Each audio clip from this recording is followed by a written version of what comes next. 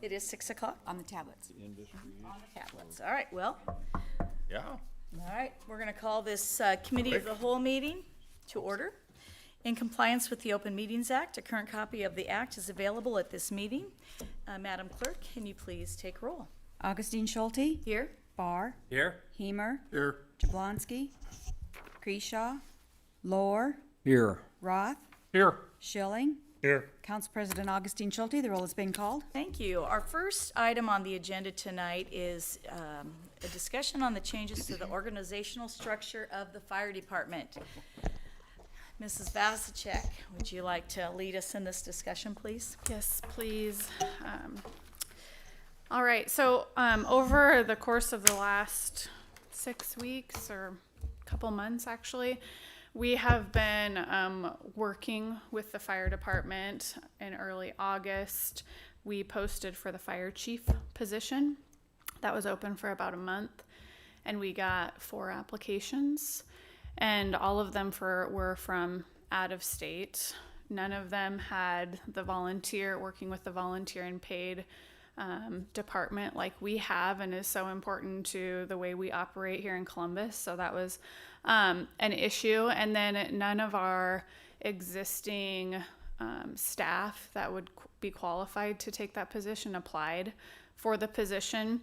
So the mayor and I engaged those 3 lieutenants to have a discussion about why that was and what we needed to do to address the shortcomings of the organizational structure of the fire department so that we could move forward.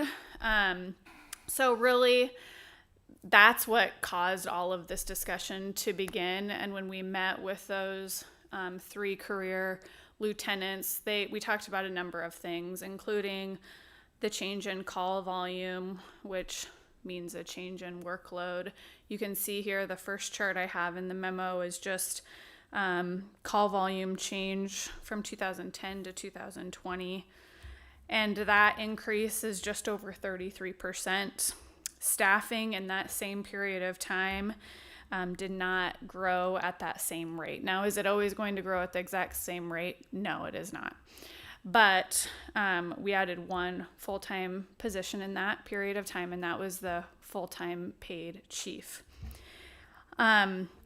We did just in this budget that we just approved and are now 18 days into, we did add 3 career firefighter positions, so entry-level positions, which is a good step forward, we all believe. But one of the primary concerns of the lieutenants and reasons that they weren't interested in the chief position was because of the demand of the job and the lack of another person at that similar level to share responsibility with, basically being married to the station and to the responsibilities of the job. It's a heavy workload. So with that, we're recommending that we add a assistant fire chief position to the organizational structure of the fire department. And once that is done, we're also recommending that we change the 3 lieutenants, their job description right now, we change them to captains, and we alter the job descriptions a little bit. The other change that this would cause if we added the assistant fire chief position is that several of the volunteer positions that we have currently as part of our organizational structure are paid, and that is the volunteer assistant chief, the volunteer training and safety officer, and volunteer secretary. So by adding a full-time assistant chief to the organizational structure, that position would take on many of the work duties that those volunteer positions have historically had, like maintaining volunteer records for both the career and the volunteers, coordinating volunteer trainings, all of those sorts of things. I think it was pretty labor intensive. And we also have historically allocated quite a few resources from the career side to also help with training. And that is detailed here in this memo. So by creating a salaried assistant fire chief position, we'll be able to kind of right size the duties of the department between those two managerial employees and more appropriately designate other duties to those captains and the firefighter, EMT, paramedic, all the other positions that we have in the department.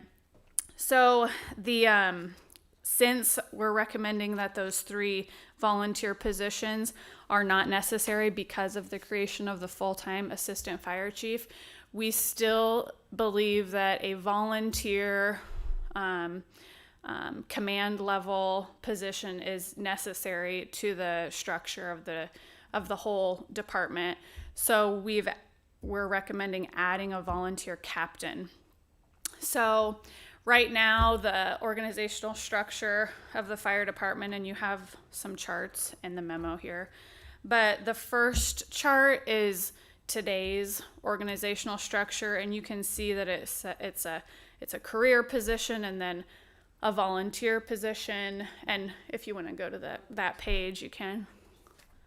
And then volunteer and career down on the lower level. So, and then if you can go down to the second one, the proposed organizational chart, you can see that the fire chief and the assistant fire chief are those management level positions, and then all the captains, the 3 career captains and the volunteer captain, are at the same level there. So the volunteer captain would be the liaison between and the point of contact between all of the volunteers and the command staff. So the assistant fire chief, the fire chief, and all the other captains.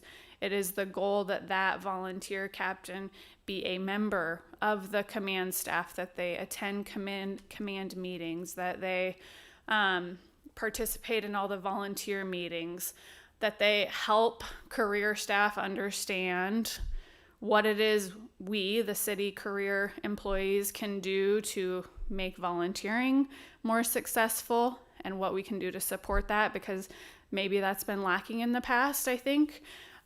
So there are some changes that I do believe that I need to make some changes. I think the career staff, especially the command staff, need to make to better support the volunteers. I strongly believe that, and we're going to make those adjustments moving forward, because the fact of the matter is that we do not have the financial resources to add much more staff than than the pace that we are, unless we make dramatic changes to our revenue streams. But those are the 3 organizational structure changes that we're recommending. So changing lieutenants to captains, that's about a $28,000 impact to the budget, to the fire department and EMS budget. Adding the assistant fire chief position, and then creating the volunteer captain position. So the net change in the fire and EMS budgets is $130,000 annually, every fiscal year. I did add a couple little comments about things that I expect to happen in the future, just so we can put this out here, and maybe when that fire chief and assistant fire chief position is filled, it will be a little easier for them to come forward with these ideas, because I've already told you all that you should be expecting them in the future. And that first and foremost is the creation of a paid reserve program. And I gave just some brief facts about this. We have about 40 active volunteers right now, and I think they took kind of a census within the last 6 weeks or so, and it might be a little bit less than that. But we have, around 7 or 8 that really are active, that respond, that our career staff can really rely on. And if you and I, are expecting the volunteers to supplement our career staff, then they need to be reliable, right? They need to be showing up. They need to be trained appropriately. So how can we incentivize that? How can we make that easier for them? And that, I think part of the answer there is that we pay them when they respond. Lots of departments do that. We're kind of late to this game, to this conversation. But that doesn't mean that everybody who's a volunteer has to be a paid reserve and has to meet minimum trainings and has to respond to so many incidents. It's more of a, if you are trained to a certain level and if you respond, you kind of meet a minimum threshold, then you become a paid reserve. So when you respond, you get compensated. But if there's volunteers that don't really have a desire to do that and they just want to, come to fire calls and help with traffic and things like that, that is totally, we need that too. And that's valuable to the department as well.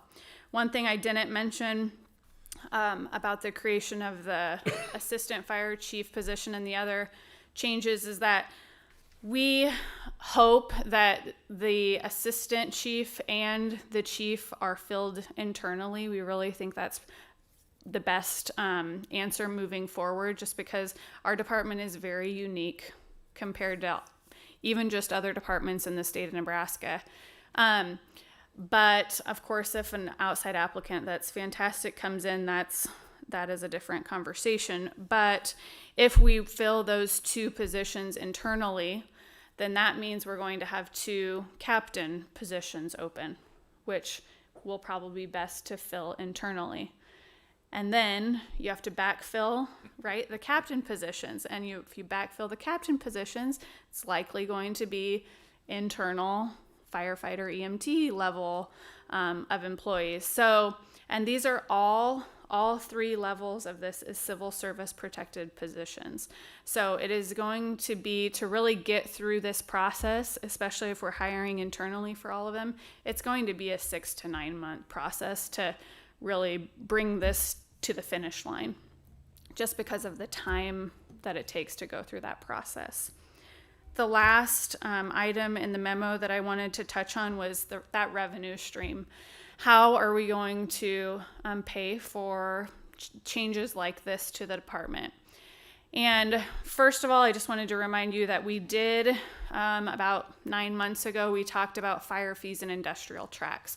So we did make that change, and that change generated about another $135,000 to the fire and rescue departments.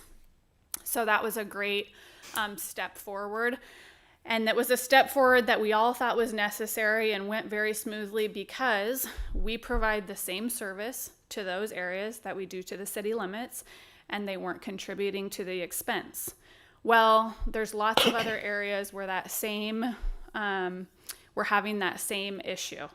So if you would look at a map of, and we'll bring this forward when we take action on these other items, but if you would look at a map of where our department responds, and then I overlaid that with a map of who pays for that service, right? It's the city of Columbus, really, and the industrial tracks is what pays for that service. So lots of service is being provided where no revenue is being generated.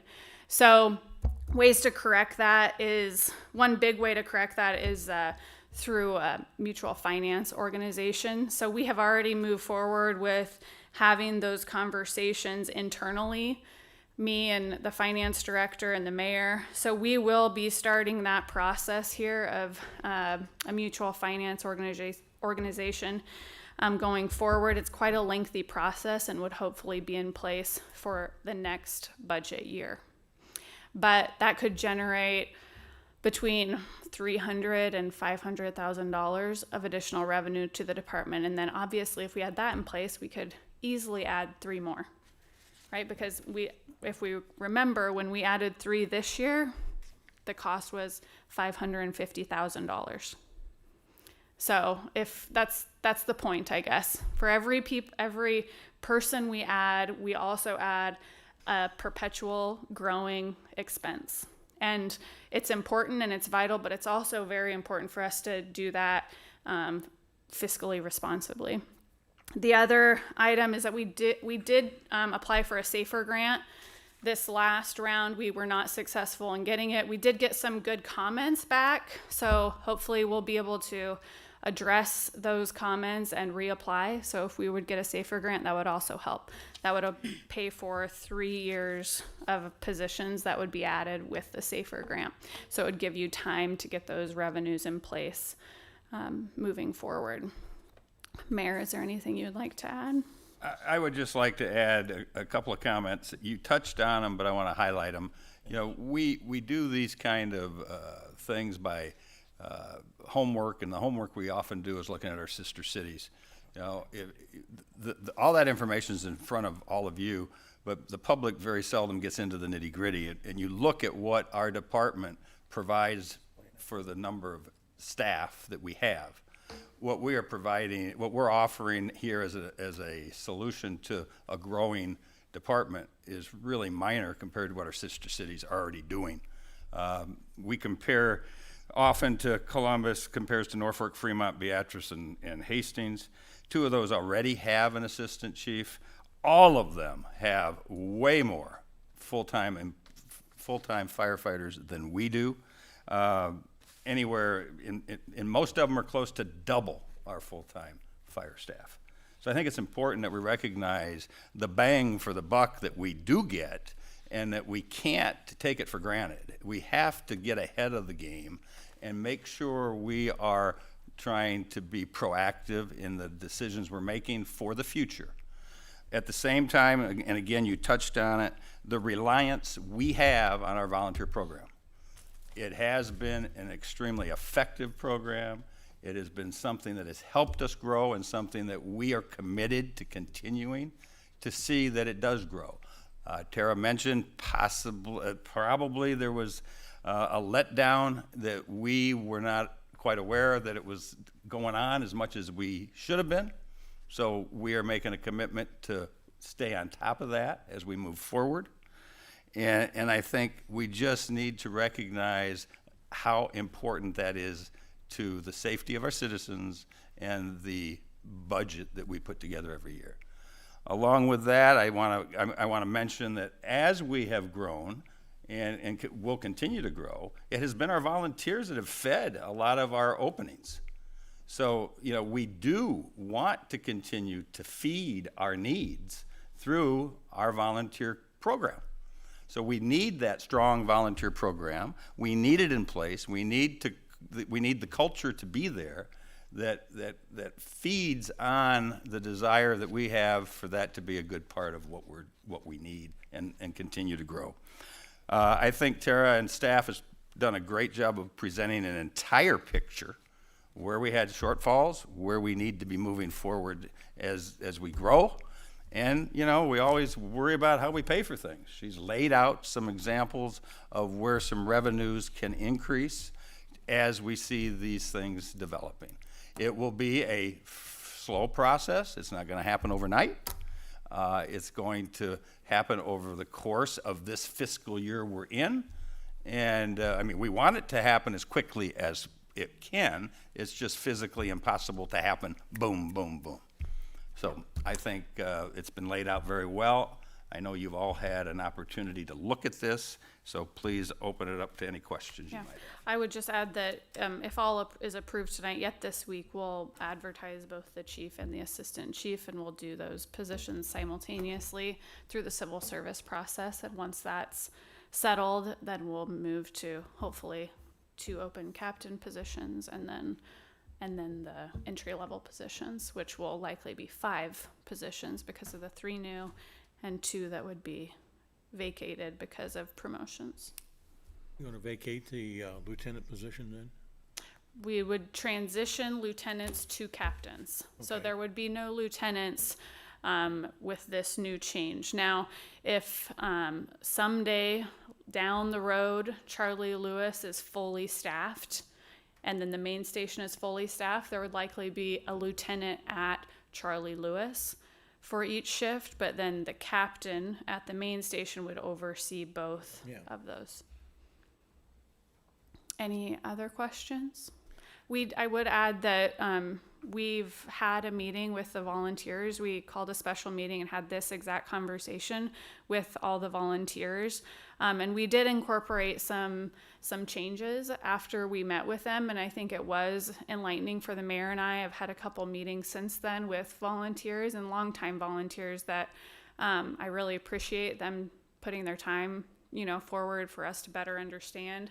One of those was that the volunteer captain, originally we had discussed that the chief and assistant chief would interview volunteers that were interested in the volunteer captain position and then make recommendations for the volunteers to elect from those that were qualified, but the volunteers didn't agree with that, and after they explained that, I understand why they don't agree with it. And so and you can see in the memo here, I've described it, but basically that we would all agree on what the minimum qualifications are for the volunteer captain, and that would basically be firefighter 1, EMT, I think at a bare minimum, and then the volunteers would be responsible for electing that position as it is their representative. Any other questions? I guess I'm curious as to what the paid staff thinks. Sure. Open-ended. That's an open.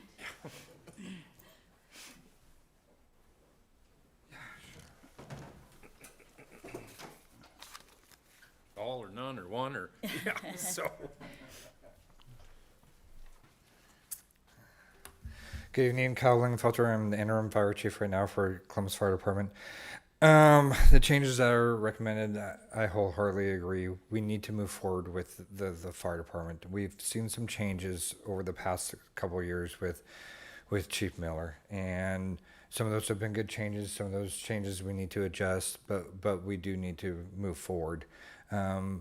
Chief Miller, I believe, was kind of task saturated, had a lot of things on his plate.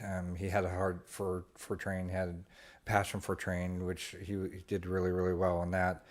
But it seemed like there were a lot of issues that it would benefit from having another administrative personnel and to having someone to check with. Hey, I'm thinking of doing this policy. I'm thinking about implementing this change.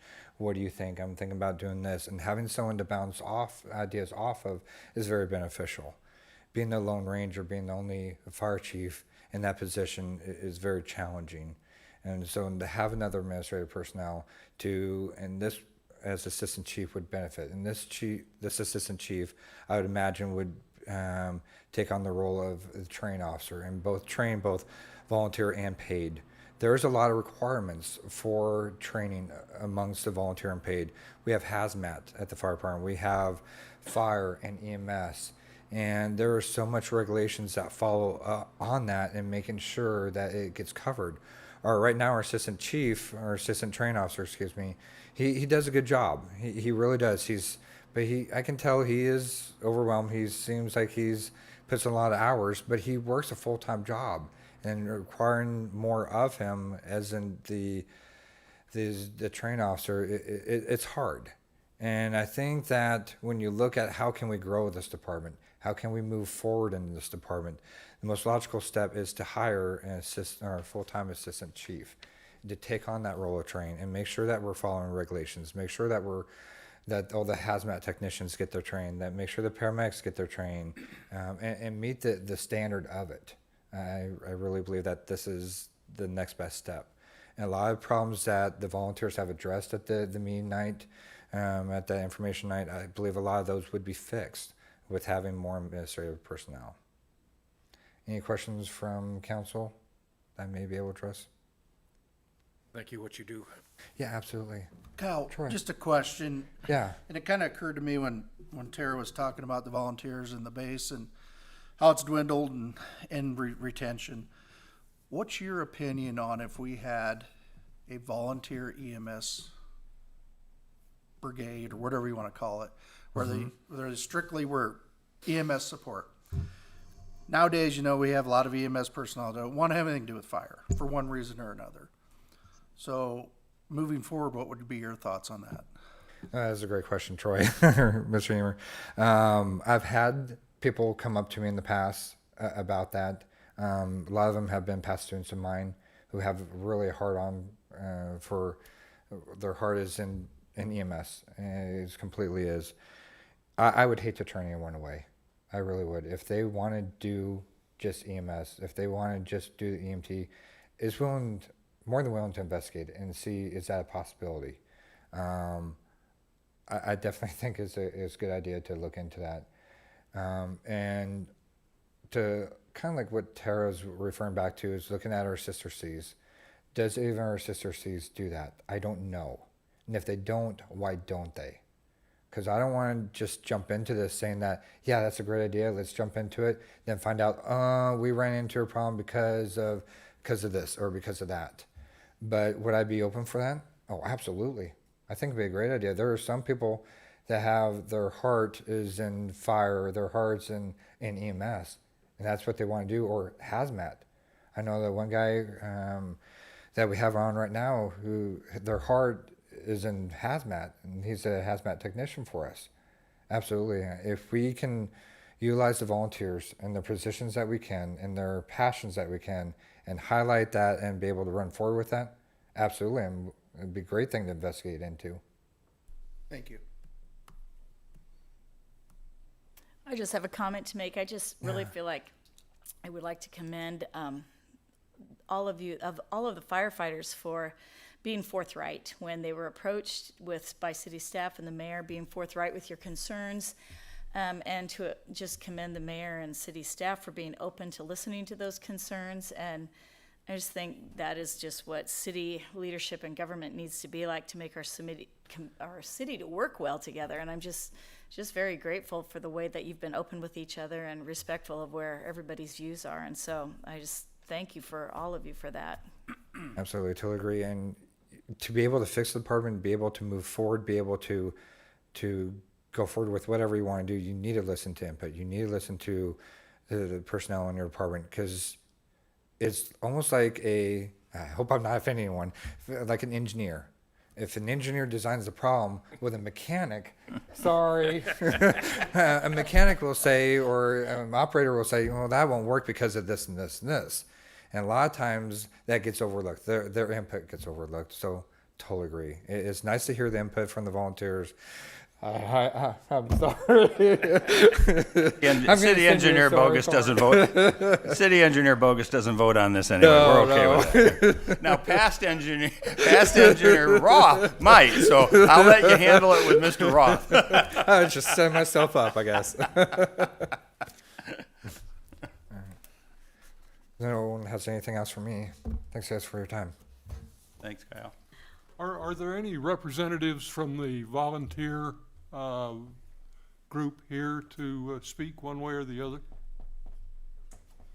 They're here, but I don't know if they Yeah, were I prepared mean, to they're speak. here. If they want to speak or not, it's up to them. If you don't want to, we understand. If you do want to, you're welcome to. But you gotta come up.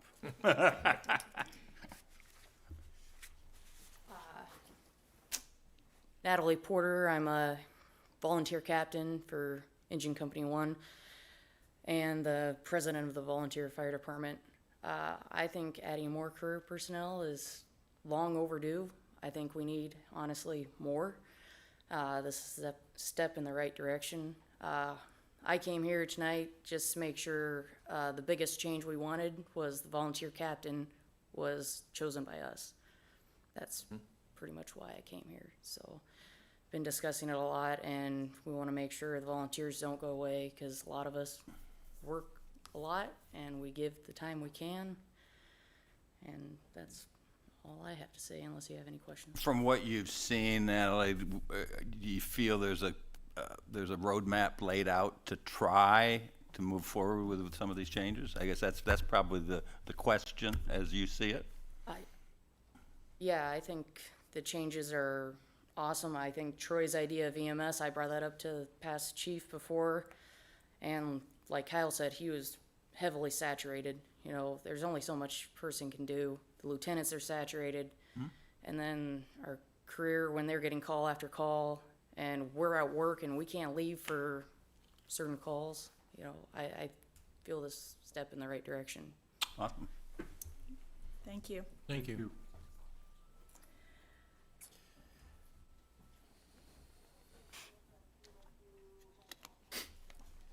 Corey Levos, past president of Columbus Fire Department, current firefighter EMT. Been kind of watching things. I'm not abreast to the meeting that was had because I was sick during that time. But when you start looking to grow a fire department, I think, you know, you need a good fire chief, you need a good training officer. Not really sure if we need a full-time paid guy for assistant chief. I feel like the current one wasn't given enough, you know, could have had more put on his plate that because of conflict and stuff inside the department might have necessarily wouldn't have been conducive to that. And when you have a career and volunteer department, you really need to find somebody that knows both sides. And I don't feel like over the last few years we've had that.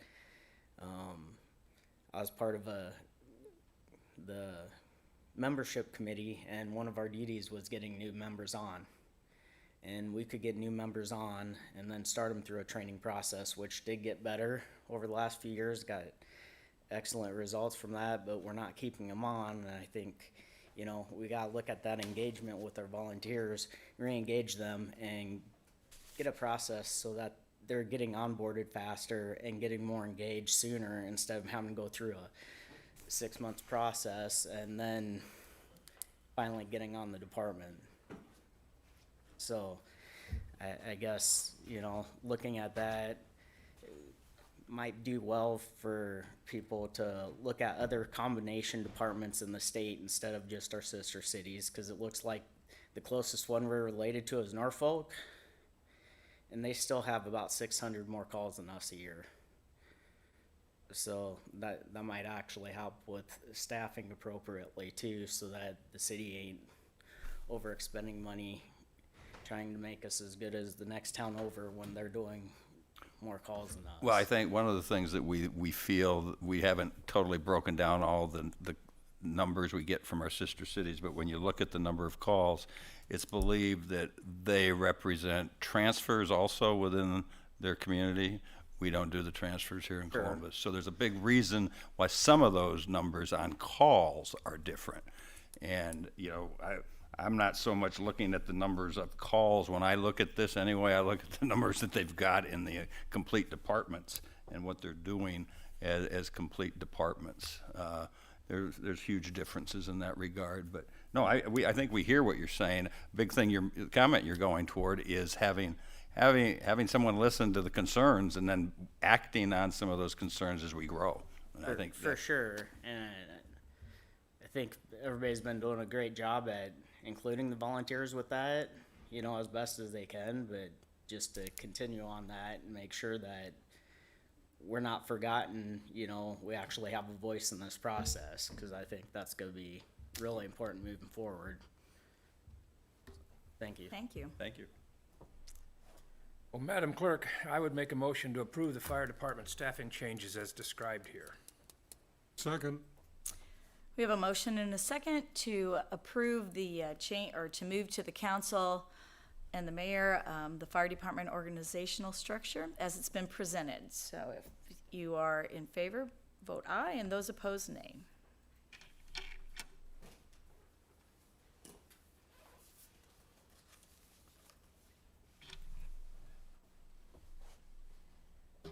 Right, and the motion passes. Thank you all. Our meeting is adjourned for tonight for this committee of the whole meeting. So for any